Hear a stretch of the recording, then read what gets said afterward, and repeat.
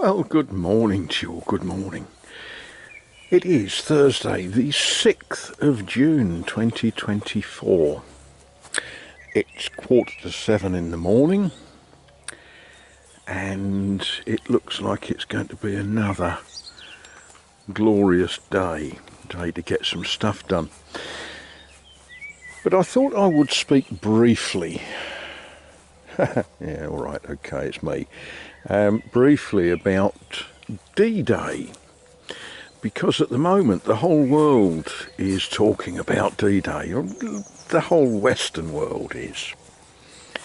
D-Day, the 6th of June, and people use all sorts of hyperbole, and they talk about the greatest generation and the sacrifice and the loss and so on and so forth. Okay. You know, all of our newspapers are full of politicians finding some poor old codger who's only 104 to shake his hand and get his photo opportunity. And they're getting quotes from said elderly gentlemen about how they lost all their mates and all of that sort of stuff. Here in France, we don't talk about D-Day. The 6th of June is celebrated as le Debarquement. And Debarquement is exactly what it sounds like. It's the day that everybody got off the boats on the beaches.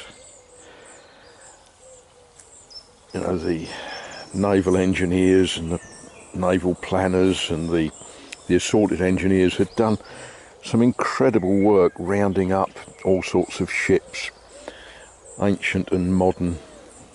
A lot of people talk about Higgins boats.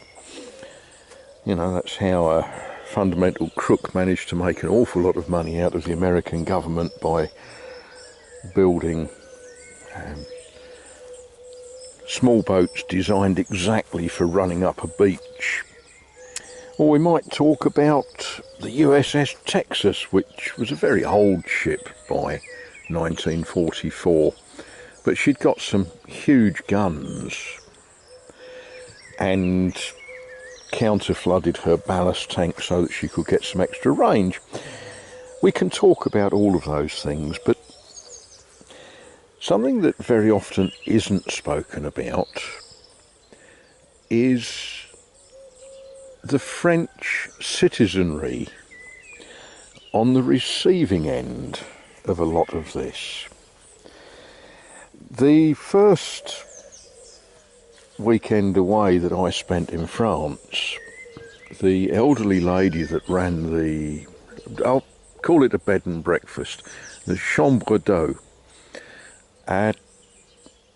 told us how her parents had a house in Calais that was destroyed by the English. Now, she didn't go into great detail whether it was bombed or shelled or blown up, but whatever, it was destroyed during the retaking of Europe. For Azay-le-Ferron, the D-Day landings in Normandy was half a world away. There are people here who have never been to Normandy.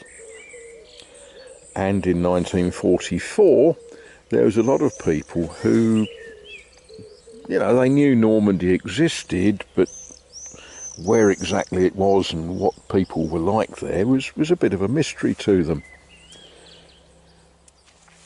But Churchill and de Gaulle issued instructions to the resistance across Europe to set Europe ablaze and to interfere with German troop movements.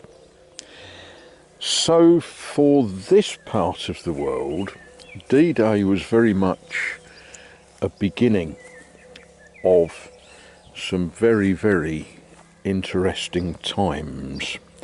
And as we go through the rest of this year, we'll celebrate some of the 80th anniversaries of some of those times. we might think about the atrocity at Oradour-sur-Glane, or we might think about I'm going to say murder. I'm sure a clever lawyer could explain why it wasn't murder, of a whole gang of people in front of the railway station at Argenton-sur-Creuse. And these are places that I've taken you to through my camera. These are places that I've been to, you know, Saint-Michel-en-Brenne, where 3 men were killed by German forces as they moved north. So yeah, D-Day today. I'm not going to go and shake hands with a veteran. I'm not running for office, by the way, so I don't need to. And if I do bump into a veteran today, well, of course I'd shake his hand. I'll shake anybody's, well, almost anybody's hand. I've noticed not all of you wash your hands as often as you should, so, you know.